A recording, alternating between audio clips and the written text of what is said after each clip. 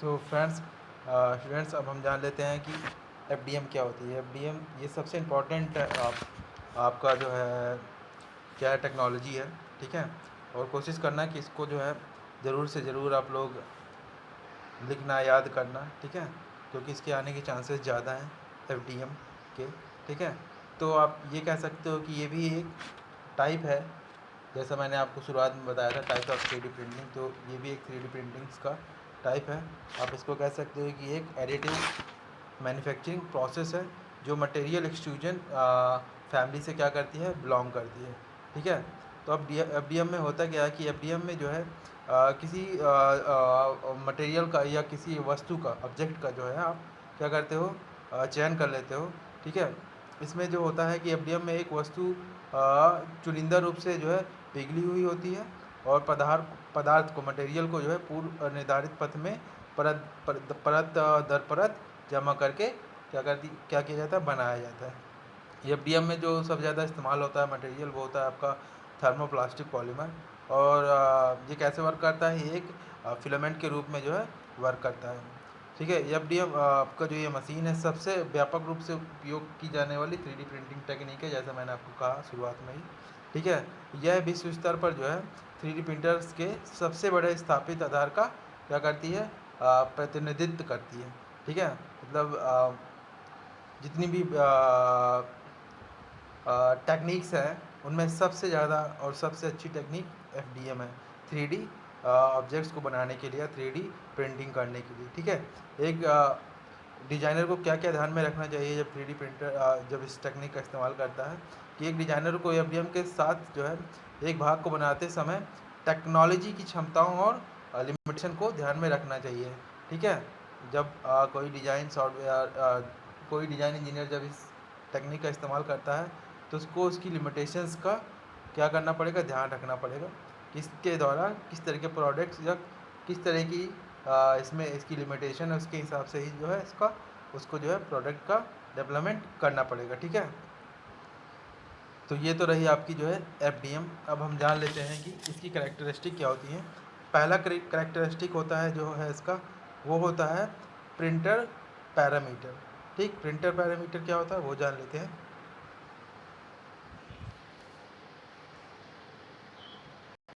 तो जैसा कि इस मशीन में या इस टेक्नोलॉजी में या इस टेक्निक में जो है कई सारी प्रोसेस के जो पैरामीटर्स हैं, वो उनका जो कम्बिनेशन है वो इस्तेमाल किया जाता है, ठीक है।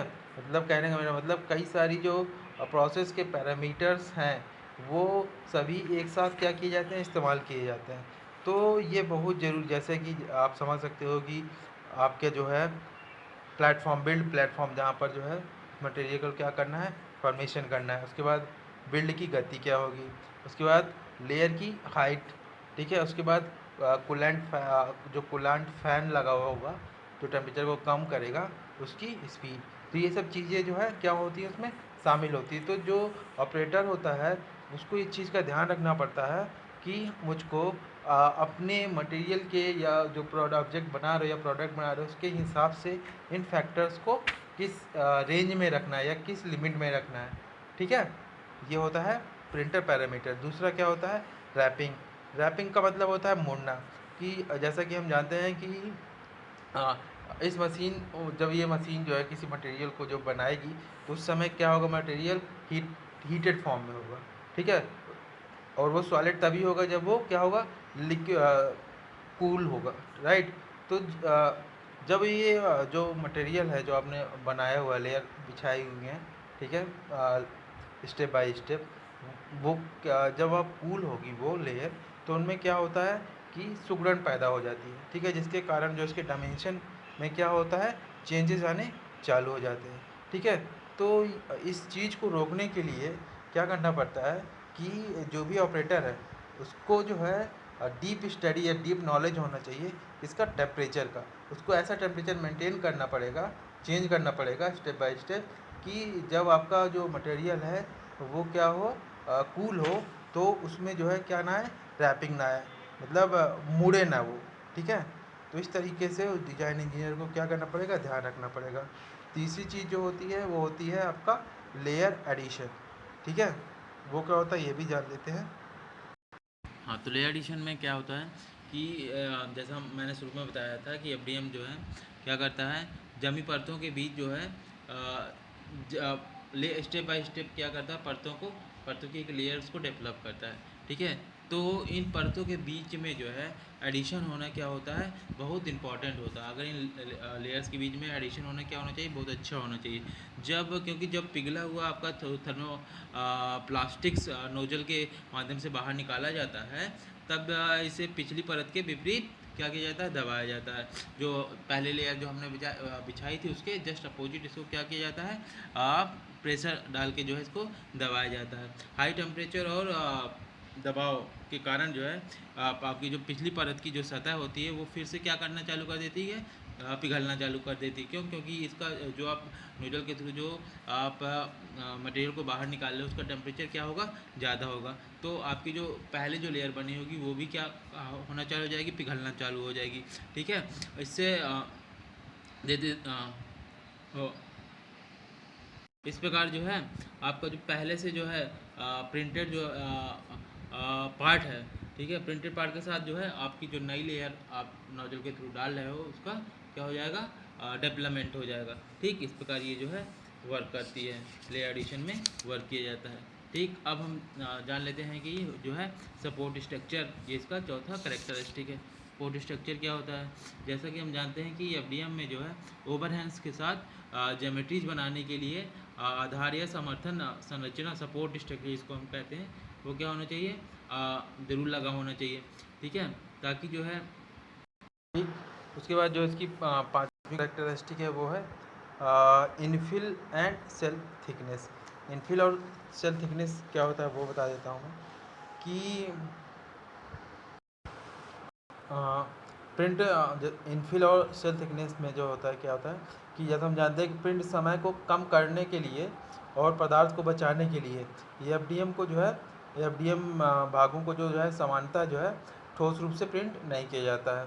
तो इसके लिए क्या करते हैं कि इसके बजाय जो है ठोस सॉलिड रूप में प्रिंट ना करने की बजाय इसको हम ये करते हैं कि जो इसकी एक्सटर्नल परिधि होती है, सरकमफ्रेंस होती है, उस सरकमफ्रेंस को कई पास मार्गों का उपयोग करके जो है क्या करते हैं, पता लगाते हैं। ठीक है, जिसको हम क्या कहते हैं, सेल कहते हैं। ठीक है, और इंटरनली एक ऐसा संरचना जिसमें जो है कम डेंसिटी वाला जो है क्या लिक्विड भरा हो, उसको हम क्या कहते हैं, इनफिल कहते हैं। इनफिल और सेल की जो मोटाई होती है एक हिस्से की जो है एक हिस्से की समर्थ को बहुत क्या करती है, प्रभावित करती है। ठीक, तो ये तो रही इसकी कुछ करेक्टरिस्टिक। अब हम जान लेते हैं एफडीएम के बेनिफिट्स और उसकी लिमिटेशन क्या है। ठीक है, तो एफडीएम का जो बेनिफिट है वो ये है कि जो है कस्टम थर्मोप्लास्टिक भागों और प्रोटोटाइप के उत्पादन में सबसे अधिक ये क्या होती है, विधि प्रभावी होती है। टेक्नोलॉजी के दूसरा जो है इसका बेनिफिट है वो ये है कि टेक्नोलॉजी की उच्च उपलब्धता के कारण एफडीएम का नेतृत्व समय जो है मतलब प्रोसेसिंग टाइम जो है क्या है, कम है। तीसरा जो है थर्मोप्लास्टिक पदार्थ की एक क्या होगी, एक सीरीज, विस्तृत सीरीज क्या होगी, हमारे पास उपलब्ध होगी, जो प्रोटोटाइप और कुछ गैर कमर्शियल प्रोडक्ट्स का डेवलपमेंट करने में क्या होगी, उपयुक्त होगी।